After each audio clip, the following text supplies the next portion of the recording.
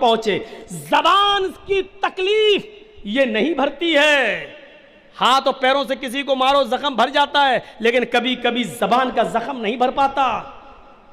وہ احمد آباد کی سابرمتی ندی میں کودنے والی اور چھلانگ لگا کر اپنی جان خودکشی کرنے والی اور اپنی جان دینے والی, یہ تو ایک سوشل میڈیا ہے. اور اس نے کہا ہے کہ وہ جہیز کے لیے ستاتا تھا اور مارتا تھا, پیٹتا تھا, لیکن اس نے خودکشی کرتے وقت جو ویڈیو بنائی اس میں زبان کا زخم برداشت نہیں کر پائی تھی. اس نے کیا کہا تھا کہ میں خودکشی کر لوں گی, تو خودکشی نہیں کرتی. یہ دھمکی تو وہ کئی مہینوں سے دے رہی تھی, لیکن جب اس کے پتی نے, شوہر نے یہ کہا کہ ٹھیک ہے تجھے جو کرنا ہو کر, مرنا ہو تو مر جا کر, اور مرتے وقت ویڈیو بنا کے بھی مجھے بھیج دینا, جب اس نے یہ جملے کہے تو زبان کا یہ زخم وہ برداشت نہیں کر سکی, اور پھر سابرمتی ندی میں جا کر کود کر چھلانگ لگا دیتی ہے اور خودکشی کر کے حرام موت مر جاتی ہے. میرے بھائیوں, یہ ایک الگ میٹر ہے کہ وہ موت کیسی ہے, لیکن یہ ماننا پڑے گا کہ ہماری زبان درازی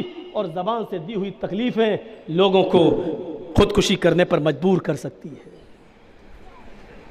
کیا ضرورت تھی یہ کہنے کی مرتی ہو تو مر؟ اس کا مطلب وہ کئی مرتبہ دھمکی دے چکی تھی, شوہر کو یقین ہی نہیں تھا کہ ایسا کرے گی, لیکن جب اس کو یہ زخم لگا اور پھر وہ اس کو برداشت نہ کر سکی, اور اس کا جو بیچارہ باپ تھا, اگرچہ ہمیں اس سے ہمدردی ہے, مسلک اپنی جگہ پر ہے, مکتب فکر اپنی جگہ پر ہے, اس نے غوث اعظم کا واسطہ دیا, قرآن کی قسم دی, اس نے یہ کہا کہ تمہارا نام اماں عائشہ کے نام پر ہے بیٹی, اس کی سب کچھ کہا, لیکن زبان کا زخم وہ لڑکی برداشت نہ کر سکی, اور اس نے کہا نہیں ابو بہت ہو گیا ہے, اب نہیں, ہم آپ لوگوں کے اوپر اور بوجھ نہیں بننا چاہتے, اور خودکشی کر کے اپنی جان دے دی. کیا یہ بڑے بڑے رئیس اور امیر اور چودھری اور سرمایہ دار جو اپنی بیٹیوں میں کی شادی میں لاکھوں روپے خرچ کرتے ہیں, کیا اس خودکشی میں کیا ان کا کوئی حصہ نہیں ہے؟ کیا وہ اپنے آپ کو معاف کر پائیں گے؟ تم نے تو شادی کر دی اپنی بیٹی کی بہت لمبا چوڑا جہیز دے کر, لیکن جن غریب لڑکیوں کی نظر تمہارے جہیز پر پڑی, ان کی آتما سے پوچھو, ان کے ہردے اور دل سے پوچھو کہ ان پر کیا بیتی ہوگی کہ میرا باپ اتنا کہاں سے لے کے آئے گا, کہاں سے لے کے آئے گا. اور سوچو, یاد کرو وہی کلکتے کی اس لڑکی کو, آج سے 20 سال پرانا وہ واقعہ یاد کرو.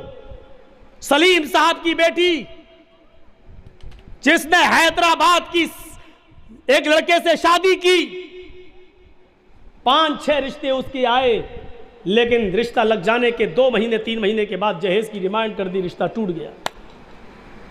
پھر ایک رشتہ حیدرآباد سے آیا, بھساول یا جلگاؤں کے کوئی فرضی ماں باپ اس گاڑی میں بیٹھ گئے اور کہنے لگے کہ آپ کی بیٹی سے ہم اپنے لڑکے کی شادی کرائیں گے, اور جب شادی شریعت کے مطابق ہی کرنا ہے تو کیا جب جہیز دینا لینا ہی نہیں ہے تو آج ہی رخصت کر دیجئے اور نکاح پڑھا دیجئے. سلیم صاحب بڑے خوش ہو گئے, ایسا نیک رشتہ کہاں ملے گا. اسی دن نکاح ہو گیا اور اپنی بیٹی کو رخصت کر دیا. ٹرین سے جب سفر ہوا تو جلگاؤں یا بھساول میں یہ ماں باپ جو فرضی بنے ہوئے تھے اتر گئے, اور لڑکا اس لڑکی کو لے کر حیدرآباد چلا آیا. اس لڑکی کا نام جمیلہ تھا.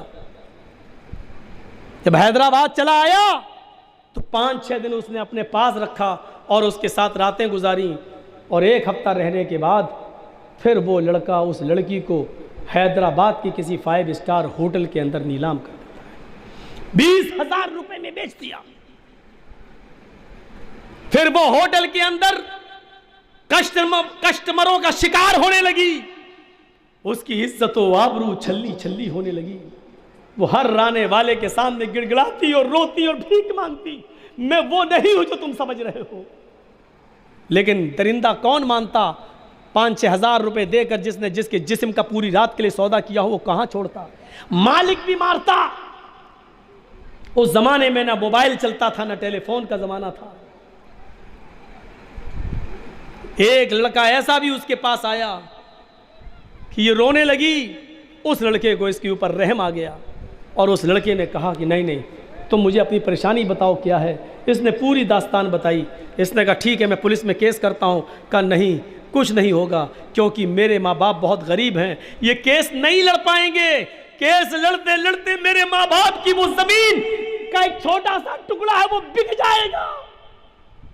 नहीं, अगर मेरे ऊपर एक एहसान करना चाहते हो तो कर दो। एक लेटर में लिख रही हूँ, मैं इसको चिपका दूंगी लिफाफा, खबरदार तुम्हें पढ़ना नहीं है, ये अमानत है, ये मेरे बाप तक पहुँचा देना किसी तरीके से।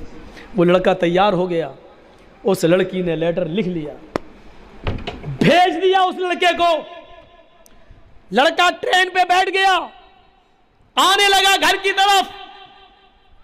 ये लड़की का लेटर जब घर पे पहुंचता है और लड़के का बाप, लड़की का बाप जब इस लेटर को पढ़ता है तो उसके हक्का बक्का रह जाता है। अब्बू जान, जिस दामाद को आप फरिश्ता समझ रहे थे वो फरिश्ता नहीं, परले दर्जे का शैतान निकला। उसने मुझे हैदराबाद की एक होटल में नीलाम कर दिया है। अब्बू जान, क्या मैं आपके ऊपर इतनी बोझल हो चुकी थी कि आप लड़के वाले की हकीकत भी तलाश न कर सके और हैदराबाद जाकर एक मर्तबा लड़के के माँ बाप और उसके घर को न देख सके? आए अब्बू जान, मैंने फांसी का फंदा इस होटल के कमरे में लगा रखा है। जब तक ये लेटर आपके पास पहुंचेगा मैं इस दुनिया में नहीं रहूंगी। मैं जानती हूं कि खुदकुशी हराम है, लेकिन मैं आप पर बोझ नहीं बनना चाहती हूं। आए अब्बू जान, मैं अपना नापाक चेहरा लेकर अपनी सहेलियों के सामने नहीं आना चाहती, अपने भाई के सामने नहीं आना चाहती। मेरे लिए मौत को गले लगाना आसान है, लेकिन अपने माँ बाप और भाई बहनों के सामने आकर अपना चेहरा दिखाना आसान नहीं है। अरे अब्बू जान, ये लेटर सिर्फ इसलिए लिख रही हूँ, मैं आपको बताए बगैर भी मर सकती थी। मैं ये लेटर इसलिए लिख रही हूँ क्योंकि मैं अपनी छोटी बहन को आपके पास छोड़ के आई हूँ, जिसका नाम फातिमा है। अरे अब्बू, आगे के जुमले सुनिए। सलीम साहब के पास वो लेटर आज भी रखा हुआ है, आज भी रखा हुआ है वो लेटर। पढ़िए तो आंखों में आंसू आ जाते हैं। मैंने खुद पढ़ा है उस लेटर को। मेरे भाइयों, वो लेटर दिखाते हैं मौलाना, देखिए मैंने पढ़ा है। और मिदनीपुर के जलसे में हम लेके भी गए थे और कहा था कि ये सलीम साहब है जिनकी बेटी खुदकुशी करके मरी है। मैं उनको लेके भी गया था। मेरे भाइयों, उसमें आगे लिखा हुआ है लेटर में, मेरी छोटी बहन जिसको मैं छोड़ के आई हूं, आए अब्बू जान, मेरी उस बहन के लिए इतना कमा लेना, इतना कमा लेना, इतना कमा लेना। ये जुमले उसने 3 बार लिख के, आए अब्बू जान, मेरी छोटी बहन के लिए इतना कमा लेना, इतना कमा लेना, इतना कमा लेना कि जब मेरी बहन की शादी हो तो जो कुत्ता जितनी हड्डियां मांगे उस कुत्ते के सामने उतनी हड्डियां डाल देना। कितना बड़ा तमाचा मार कर वो इस दुनिया से गई। वो एक अलग चीज़ है, बख्शिश होगी कि नहीं होगी, क्या है उसकी जनाजे की नमाज है या नहीं, वो एक अलग मसला है। मौत हराम है हलाल, इससे हटिए। लेकिन देखिए वो लिख क्या रही है। क्या ये समाज और सोसाइटी के लिए सोचने और गौर करने की जरूरत नहीं है? समाज और सोसाइटी के लिए गौर और फिक्र की बात नहीं है? वो आयशा आरिफ खान के मरने के बाद एक और लड़की ने खुदकुशी की है उसी तर्ज के ऊपर।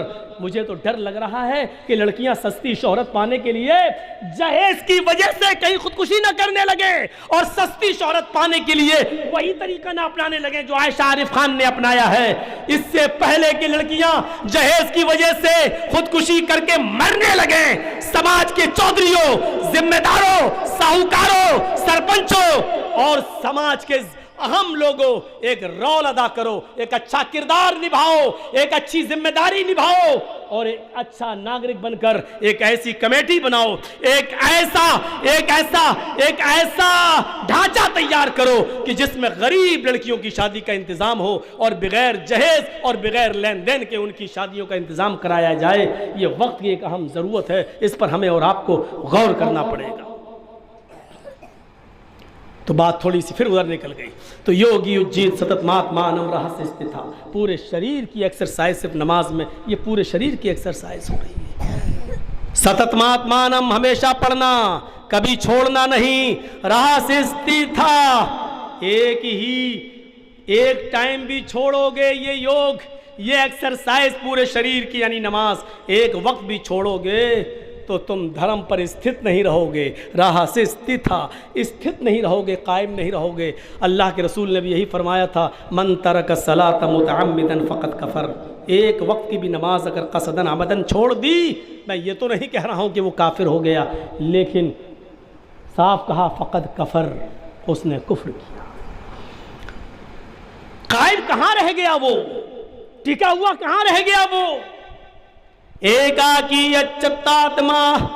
اور ہائے ارجن، کرشن جی کہہ رہے ہیں ہائے ارجن، جب ایشور کے سامنے، اللہ کے سامنے پوجا کے لیے، نماز کے لیے کھڑے ہو، ایکاکی تو ایک طرف چہرہ کر لو، ایکاکی ایک طرف چہرہ کر لو، یچتاتما اور اپنی آتما کو اسی کی طرف لگا لو، یعنی ادھر ادھر نہ دیکھو، ادھر ادھر نہ دیکھو، یچتاتما آتما کو، اپنے دل کو اسی کی طرف لگا لو۔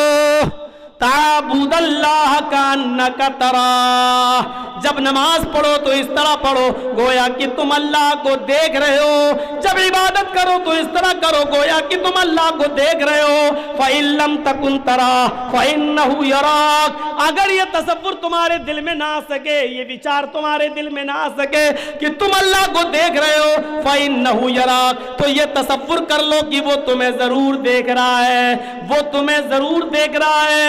یچت آتما کو، دل کو اسی کی طرف لگا لو۔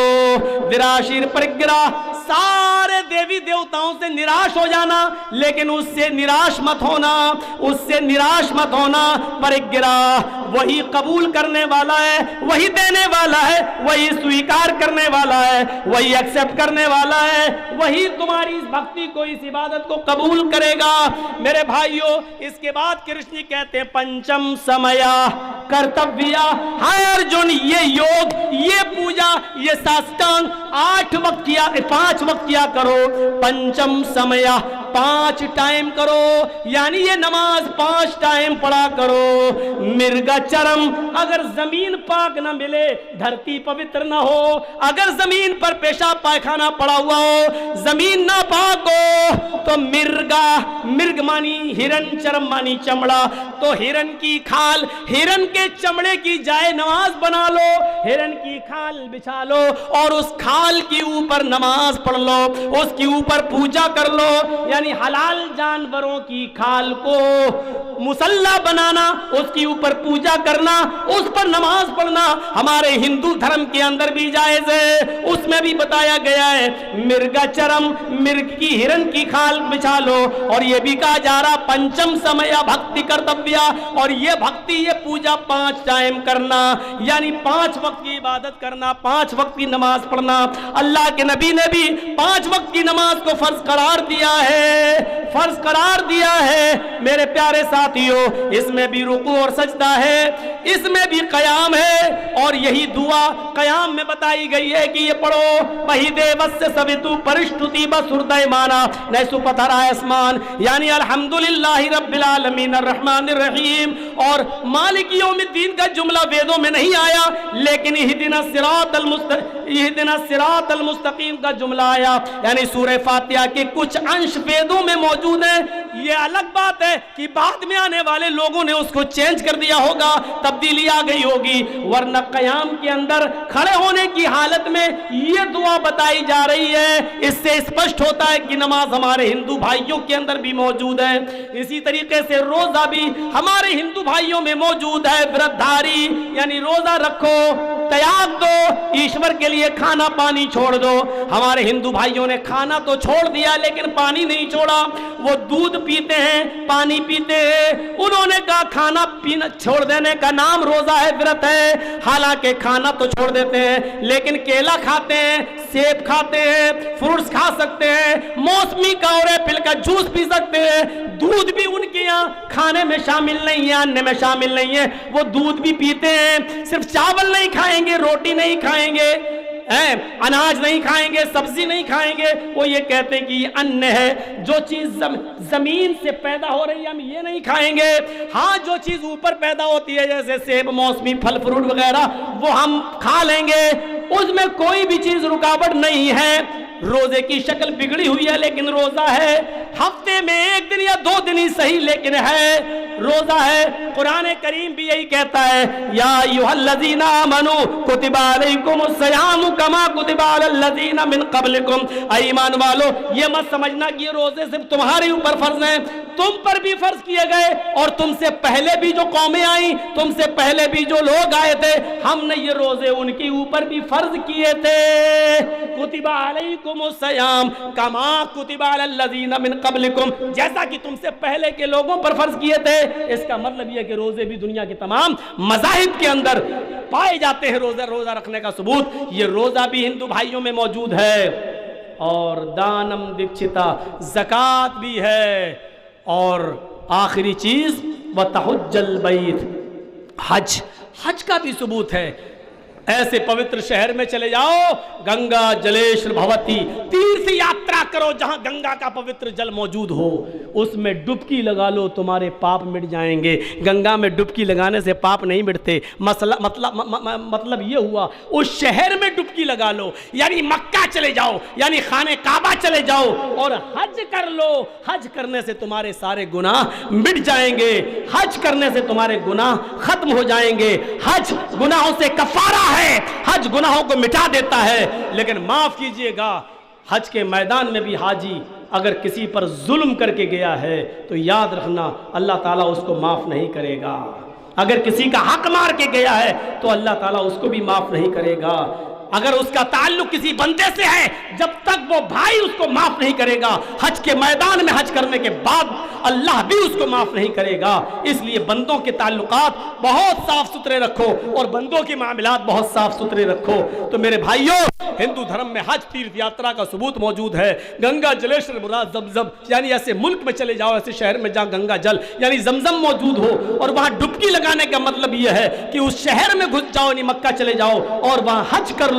حج کرنے سے تمہارے پاپ مٹ جائیں گے, پاپ ختم ہو جائیں گے, پاپ دھل جائیں گے. ایسے ہو جاؤ گے جیسے تمہاری ماں نے تمہیں آج ہی اپنے پیٹ سے پیدا کیا ہے, یا جیسے دھوبی کی بھٹی میں کپڑے کا میل و کچیل صاف ہو جاتا ہے, اس طریقے سے گناہوں سے پاک و صاف ہو جاتا ہے انسان. تو یہ 5 بنیادی چیزیں میں نے آپ کے سامنے رکھی ہیں اس 2 گھنٹے کی تقریر میں. میرے بھائیوں, مسلسل کنٹینیو ریگولر پروگرام, کل بھی قدیمہ میں ہے, پرسوں پھر کلیا چک چاند پور میں ہے, اس لیے, اور پھر 2 بجے تو کہیں ٹائم نہیں ملتا, آپ ہی کے ہاں ملتا ہے. یہ بس ہرن پور کا علاقہ ہے جہاں 2 بجے ٹائم دیتے ہیں. چلیے کوئی بات نہیں, آپ نے دیا, ہم آئے. اس مرتبہ اب ہم ہی بولنے کی موڈ میں نہیں ہے تو اب کیا بول سکتے ہیں, لیکن آپ نے اتنا دیر بیٹھے رہے, آپ کی ہمت کو داد دینا پڑے گی. اللہ ہمارے یہاں بیٹھنے کو قبول فرمائے, ہماری عبادتوں کو قبول فرمائے, ہمیں نیک عمل کرنے کی توفیق عطا فرمائے. اسلام جو ہم نے ثابت کیا ہے, آدم سے لے کر محمد صلی اللہ علیہ وسلم تک سب کا مذہب ہے, اے اللہ اس اسلام کے اندر تو سب کو داخل فرما دے, سب کو سمجھنے کی توفیق عطا فرما, اور سب کو اسلام پر عمل کرنے کی توفیق عطا فرما. جب تک تو ہمیں زندہ رکھ اسلام پہ رکھنا, اور جب ہمارا خاتمہ ہو تو ایمان پر ہمارا خاتمہ فرمانا. وما علینا الا البلاغ المبین, وآخر دعوانا ان الحمد للہ رب العالمین. السلام علیکم ورحمۃ اللہ وبرکاتہ.